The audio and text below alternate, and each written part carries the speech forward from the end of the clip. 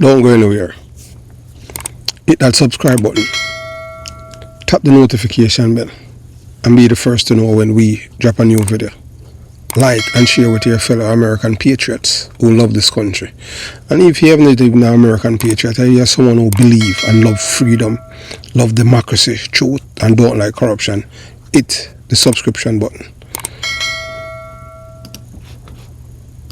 With a pedophile, a 2-day deal to protect her, to protect Ghislaine Maxwell from being prosecuted further for pedophilia and pedophilia-related offenses. And I don't care if that's standard for people in jail for 20 years for the sexual abuse of children. 2 days of immunity. It's immunity. It's immunity for Ghislaine Maxwell at the direction of Donald Trump. Immunity. What may be a precursor to a deal, a precursor to a pardon, a precursor to Ghislaine Maxwell walking out of jail any earlier than the year 2037. Trump is metaphorically getting into bed with a pedophile.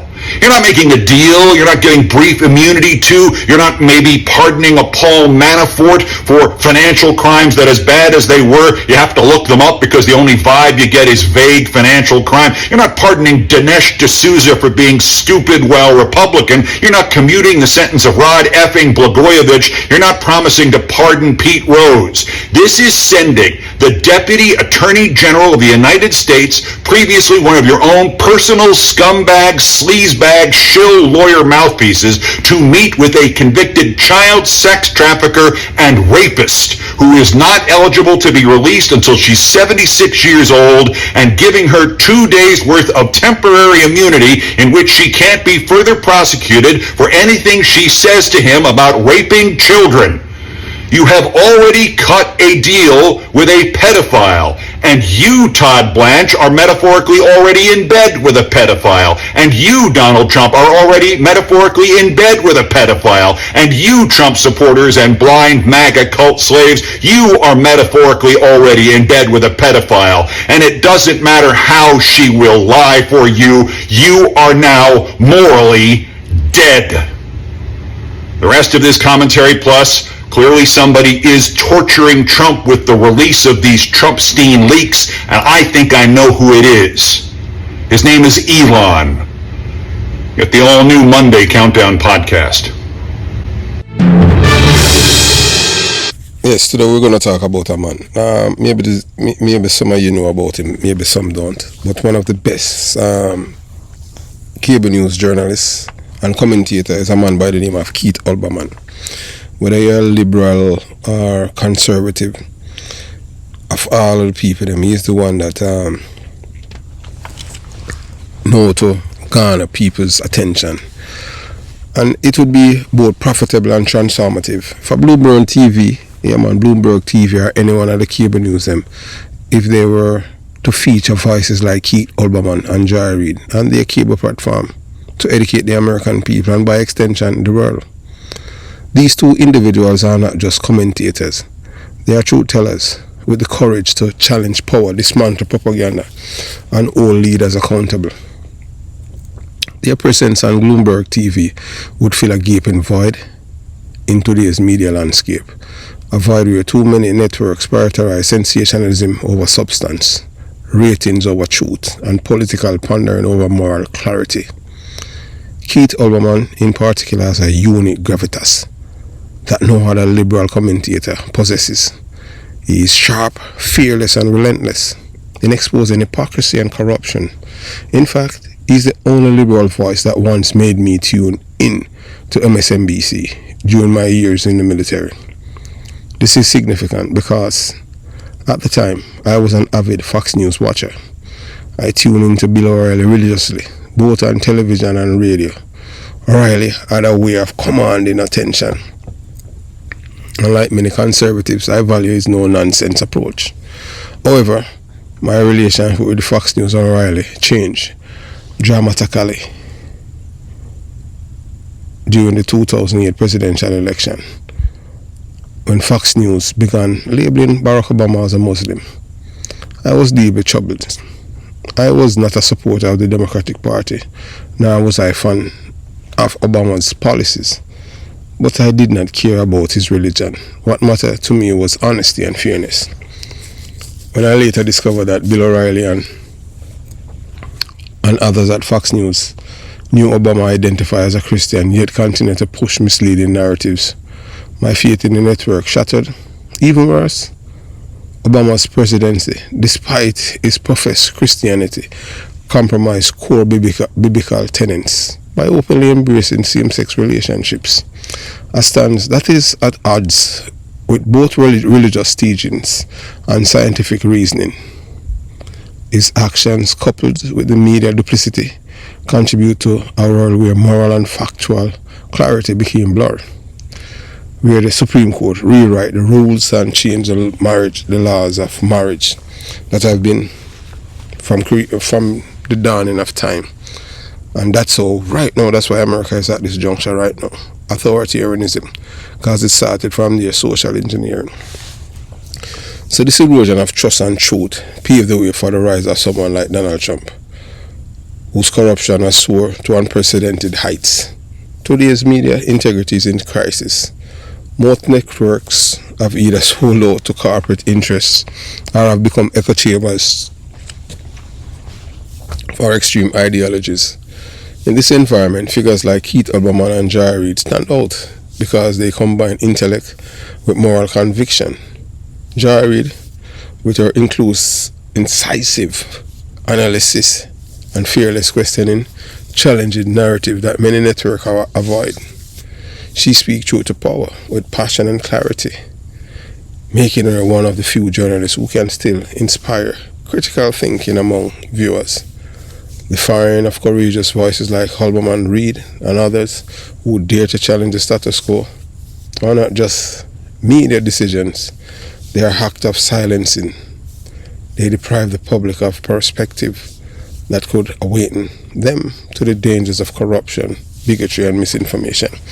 For Bloomberg TV, bringing on figures like Oblermann and Joy Reid would not just be a smart business move, it would be a moral and civic imperative. It would position Bloomberg as a network committed to truth, integrity, and intellectual rigor. These voices would attract viewers hungry for authenticity. Viewers like myself who once believed in conservative commentary, but have since grown disillusioned by lies and hypocrisy. In a world saturated with spin, networks that dare to evaluate truth tellers become beacon of hope.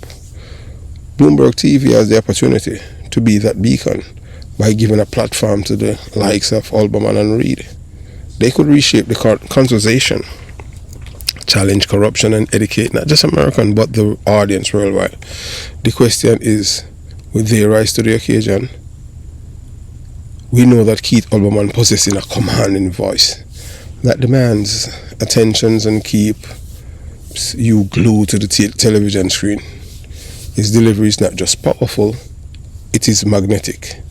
When Oblermann speaks, he does it with rare combination of authority, passion, and conviction that cut through the noise of modern media. Unlike many commentators who relies on theatrics or partisan slogans, Oblermann speaks with an intellectual force that compels his audience to listen, think, and act. He doesn't just report facts, he frames them in a way that exposes hypocrisy and forces viewers to confront uncomfortable truths. This is what set him apart. His words carry weight because they are backed by evidence, reason, and unshakable commitment to holding power accountable, whether he is dismantling a corrupt politician's lies or challenging corporate media complicity. Oblermann's voice rises above the rest as the clarion call for justice and integrity. When he's on screen, there is no room for distraction. You are drawn in not because of gimmicks, but because he speaks directly to the conscience of his audience. In an era where so many voices in the media sound rehearsed or manufactured, Oblermann's voice remains authentic, commanding, and impossible to ignore. It is the kind of voice that educates, inspires, and most importantly, tells the truth. Of all the cable news commentators and journalists who have graced American television, Keith Oblermann stands in a league entirely of his own. There is no one, past or present, who can come close to matching his sharp intellect, his fearless delivery, and his unflinching commitment to truth. Oblermann is not just a commentator, he's a force of nature in journalism. A man who has consistently held the powerful to account without fear or affection. His impact is so profound that even the titans of conservative media, like the late Rush Limbaugh, could not withstand his piercing critiques. Limbaugh, known for his bombast and confidence, was publicly brought to tears and forced to beg Oblermann to stop mocking him. That moment alone speaks volumes about Oblermann's effectiveness and his ability to expose hypocrisy with precision and wit. When your words can shake the pillars of the opposition, you are not merely a journalist, you are a truth warrior. What makes Oblermann's absence from television so tragic is that he was one of the very few who truly said it as it is. He never panders to party lines, never sugarcoats realities of corruption, and never bowed to the demands of political or corporate interests. The liberals themselves were often uncomfortable with him, not because he was wrong, but because he dared to speak truth that they wish would stay buried. They wanted him to be a toady, a compliant mouthpiece, but Oblermann refused. His loyalty was to the truth, not to the political faction. Not having a man like Keith Oblermann on TV screen is a profound disservice to the American people and to the world. At a time when misinformation runs rampant, when networks are too often driven by ratings rather than integrity, the absence of a voice like this leaves the public vulnerable to manipulation. Oblermann provided something priceless: honesty, delivered with passion and backed by courage. The world needs journalists who are not afraid to challenge both sides, to speak truth to power, and to cut through the lies that dominate our public discourse. Keith Oblermann was, and still, that kind of journalist. His absence is not just a gap in programming, it is a void in the very fabric of honest journalism. Until networks like Bloomberg or other platforms with a conscience find the courage to bring back voices like this, the American people will continue to be deprived of the unfiltered truth that they so desperately need. I wish you have a beautiful day. United we stand, divided we win, divided we lose.